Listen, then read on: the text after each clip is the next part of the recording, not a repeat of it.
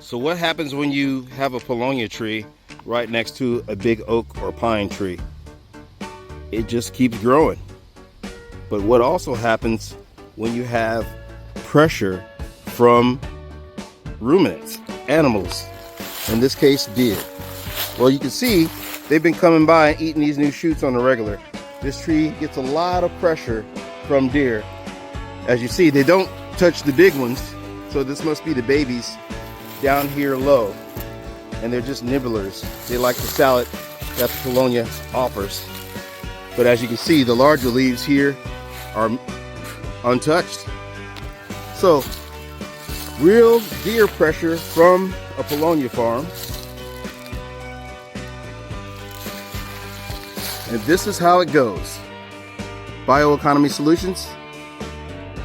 Check us out on all the social medias. If you're interested in growing Paulownia for your farm, for your land, wherever you are in the world, check us out. bioeconomysolutions.com. Book a call and let's have a conversation to see if we are aligned and if we can help you.